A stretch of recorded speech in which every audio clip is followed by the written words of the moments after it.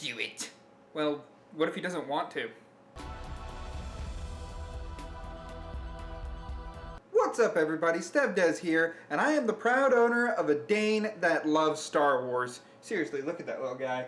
Just enjoying the fight scene between Obi-Wan and Anakin on, what is it, Mustafar? It was the Mustafar system. That being said, I am also a fan of Star Wars, as my shirt clearly gives away. But why do I like Star Wars so much, and what's my favorite movie?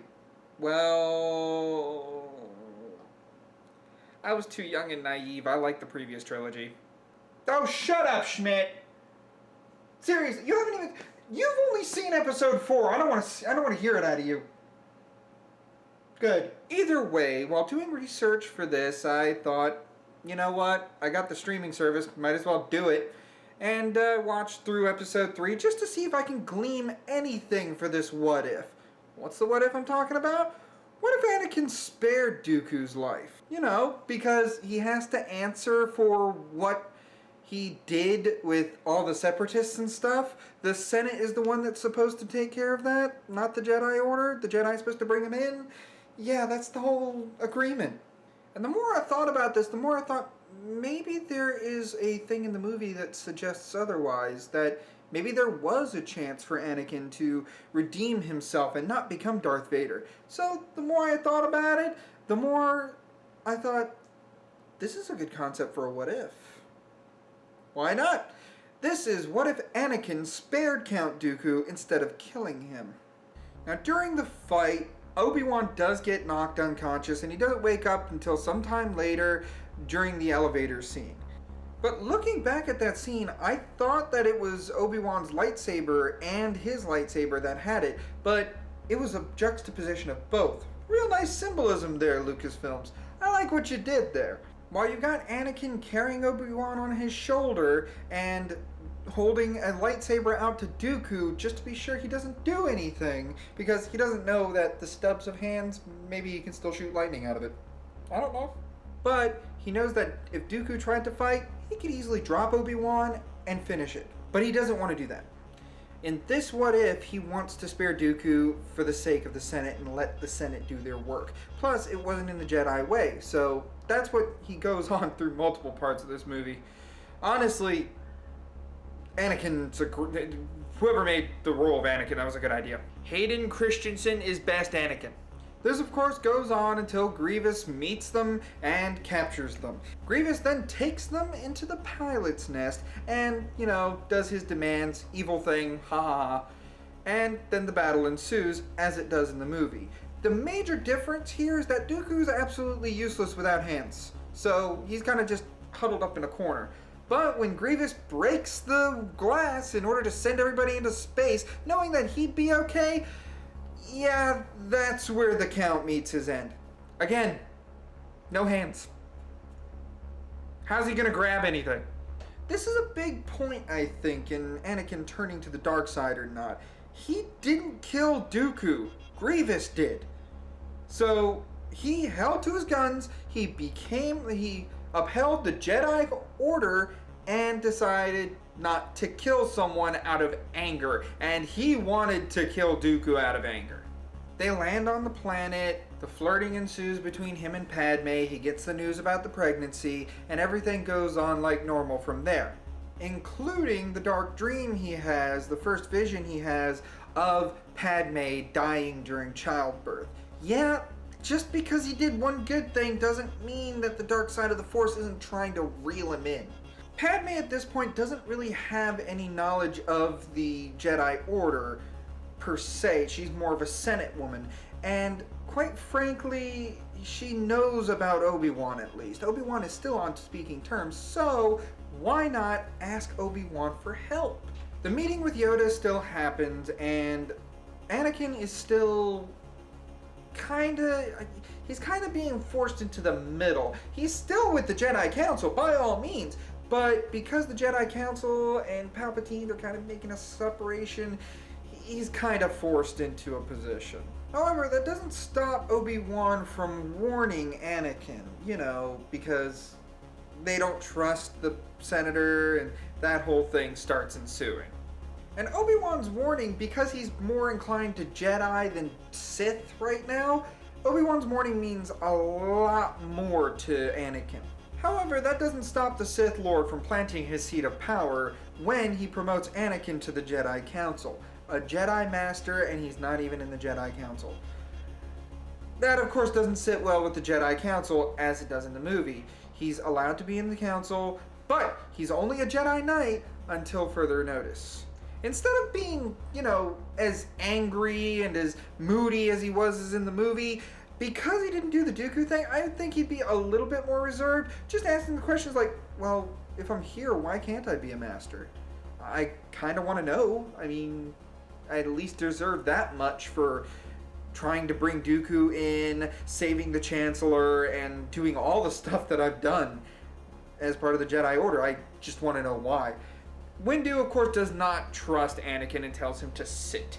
Leaving the council, Anakin still poses his questions to Obi-Wan because Obi-Wan's still one of those people he can trust. And understandably, Obi-Wan explains that they understand that he's fighting with the dark side right now. They do sense that fear and something else clouds his mind, and they don't want to take a risk on it.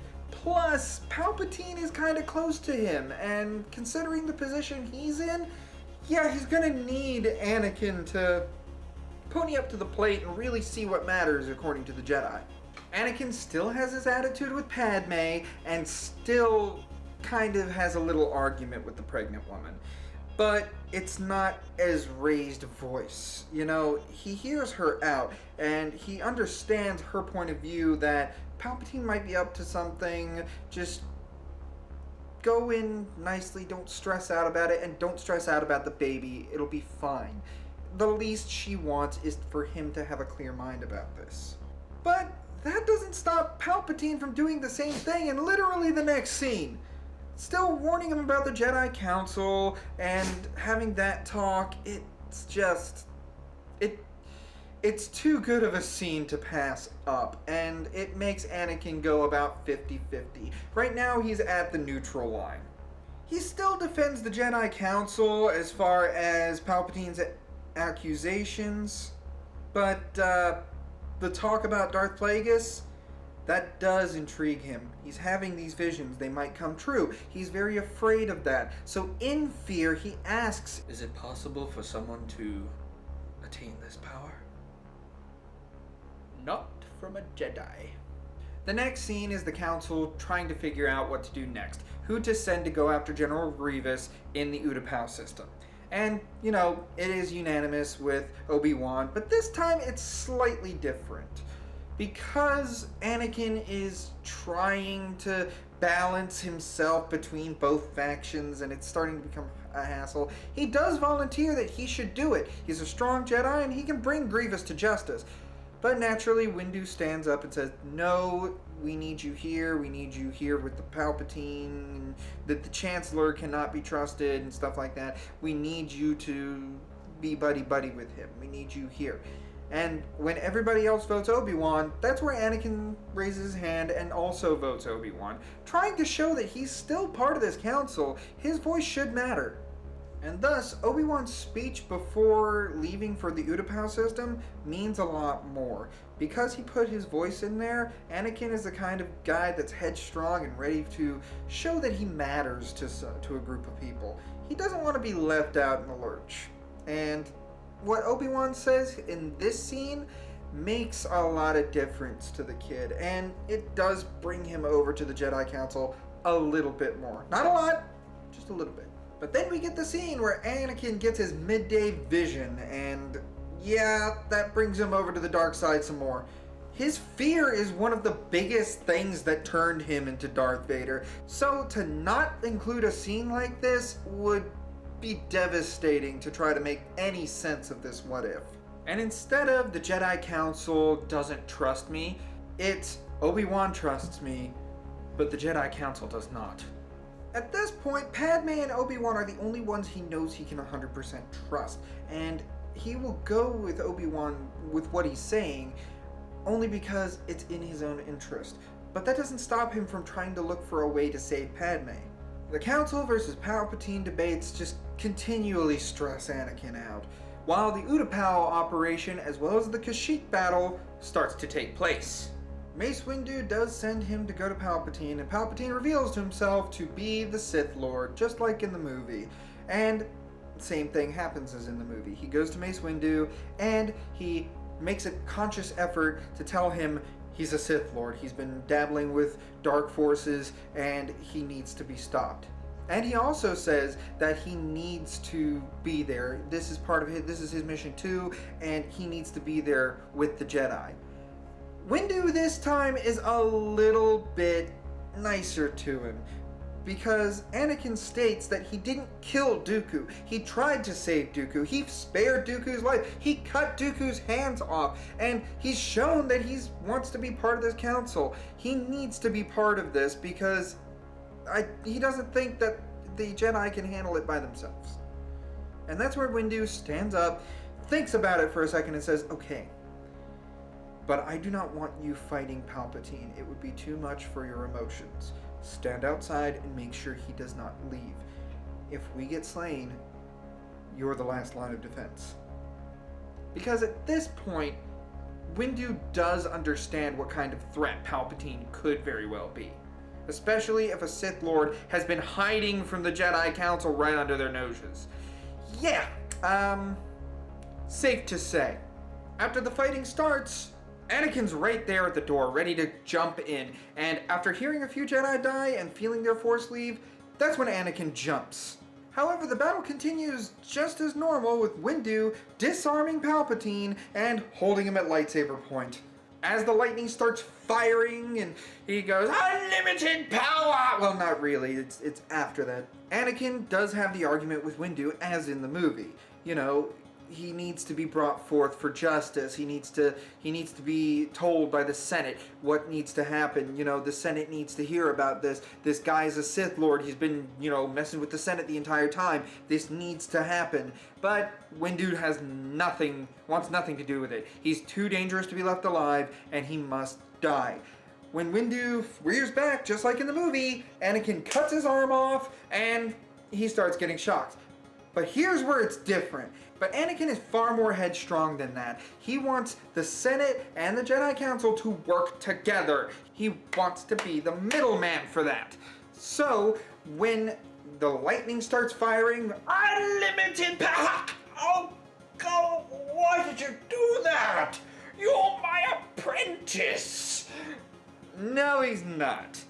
He just wants the right way, and he's a powerful enough Jedi in his own right to make that way. Anakin grabs Windu, pulls him behind him, and stands at lightsaber point, holding it in front of Palpatine. He's made his decision, and Palpatine will answer for his crimes like a proper criminal in front of the Senate. Anakin then brings Palpatine over to the desk, and when all's said and done, he gets an open frequency with everything. And Palpatine understands. He doesn't care if he dies right now. It's an open frequency to all the clones out there. He can make one hell of a strike on behalf of the Sith at the cost of his life. He issues Order 66 and then is promptly cut down by Anakin. Windu was right. He was too dangerous, and Anakin let his emotions get a hold of him. Unfortunately, the Jedi might be killed now. He helps Windu get up, hands him his lightsaber, and they both try to get out of that building in order to get to the Jedi Council as quickly as possible. Of course, after the message is put out for Order 66, he still has that comlink open, so he issues a warning to all Jedi. Get out of there before the clones kill you. Some of the Jedi are able to get out, but with this warning, they don't go back to the Jedi Temple. Windu and Anakin, however, head back to the Jedi Temple to try to save as many people as possible. The clones are on the march, and they are ready for blood. On the way, Anakin contacts Padme and lets her know what's going on. She needs to announce the Senate now. She needs an immediate meeting so that the Senate can decide what to do and call off the clones. In the Jedi Council room, that's where all the Jedi's ready, shoulder to shoulder, ready to defend the younglings as much as possible. They're holding up and hoping to outlast against the clones. And, you know, just like in the video game, that I played some time ago, check out that Let's Play on this channel while you're at it.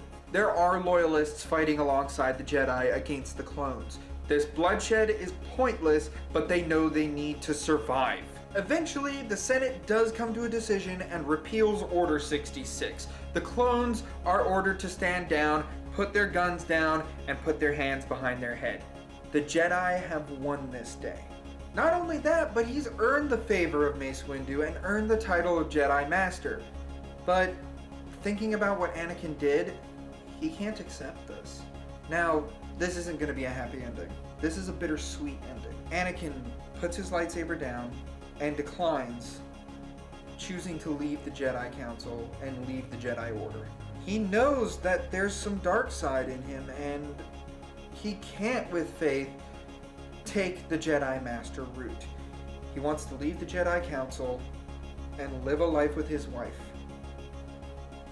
even if it means abandoning all he's learned. He's too dangerous of a person to keep up his Jedi training and become a Jedi Master. And so, he leaves. He goes to Padme, tells her what happened, tells her what has to happen now. They kiss, they make up, all of that. And then they head off to Naboo to enjoy the rest of their lives together. Albeit bittersweet, I liked the ending of that What If. Anakin choosing to just abandon the Force altogether and not want to contribute as a Jedi for fear that he might fall to the dark side, much like Palpatine did, it makes a lot more sense in my mind. But that doesn't make me not love the original source material. Lucasfilms and George Lucas really made a world that everybody can learn to love in some case. Even if you're not a fan of the series, go check out the first trilogy. Yes, it's as flawed as the internet says, but it still has quite a few moments that makes you look at it. It's one hell of a movie series. Episode 1 through hopefully 9 soon will forever, in my book, be a part of who I am.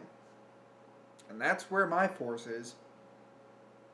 So, I hope you all enjoyed this video, and maybe there'll be a part 2 in the future, when the next trilogy wraps up. How will Anakin live on Naboo? How everything will go on from there?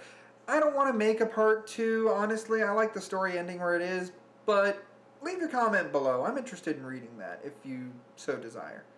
Anyway, I hope you enjoy this video, and may the Force be with you. Oh, and I'll see y'all in the next one. Ciao.